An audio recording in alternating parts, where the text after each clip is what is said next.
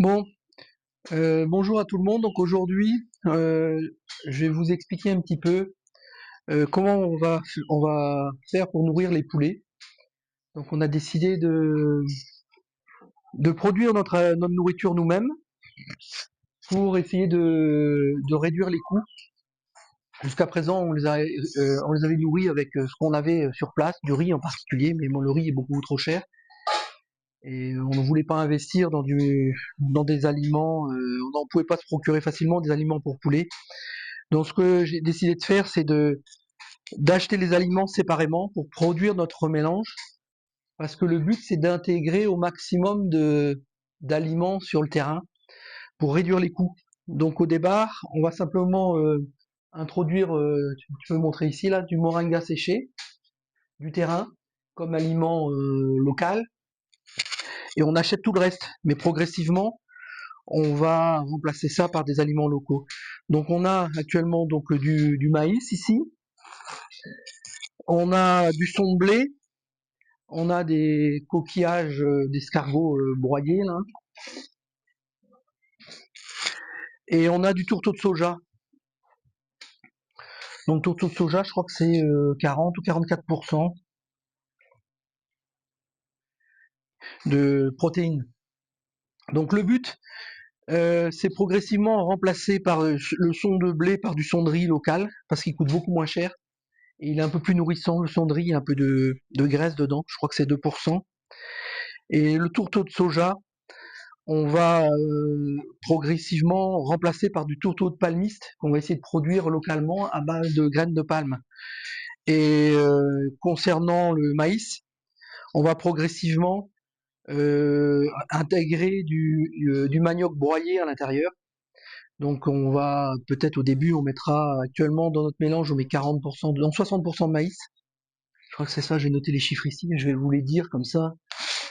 Ici, voilà, le mélange qu'on va faire, c'est 60% de maïs, 15% de son de blé, 5% de moringa séché broyé, 15% de tourteau de soja et 5% de coquillage. Donc sur les 60% de maïs, progressivement on va intégrer du manioc dedans séché. Donc peut-être qu'au début on mettra 55% de maïs, 5% de manioc, et à terme ça serait d'arriver au moins 40% de manioc et 20% de maïs. Et donc parce que le manioc est facile à produire, et on va produire les 20% de maïs sur notre deuxième terrain. Donc à terme on n'achèterait plus de maïs. Le son de blé coûte à peu près 5000 francs le sac, et on va le payer à 1000 francs le sac si on prend du son de riz. Le moringa, on l'a gratuitement sur le terrain.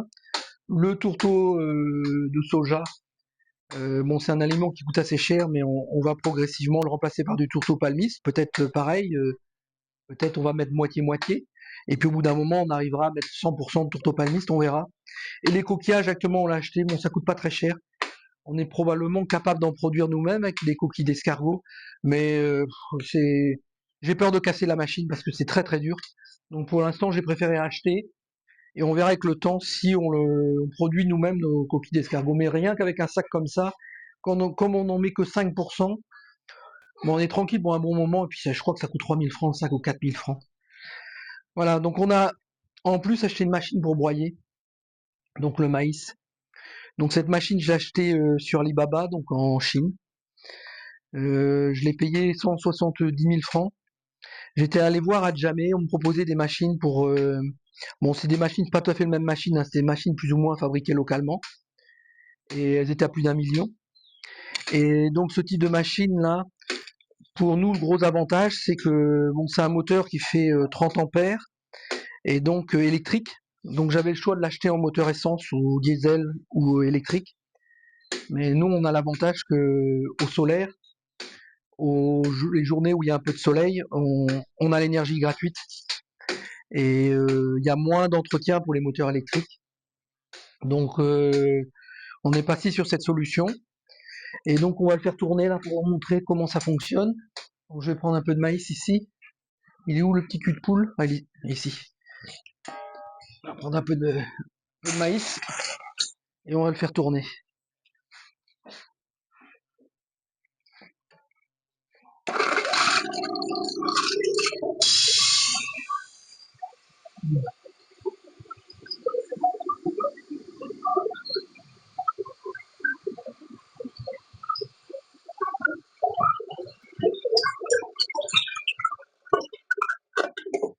Voilà, c'est très très rapide, hein.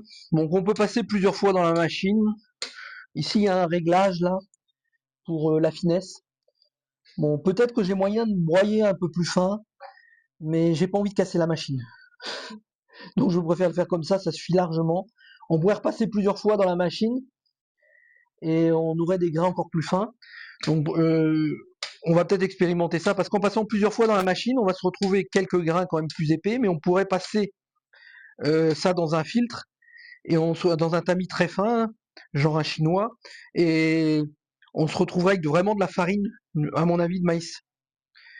Et donc c'est avec ça qu'on va utiliser aussi pour broyer le manioc, et ça devrait bien fonctionner si le manioc est sec. Actuellement, on l'utilise aussi pour le moringa, ça fonctionne moins bien, mais pour l'instant, c'est ce qu'on a. Voilà, donc je vous tiens au courant pour la suite. Merci.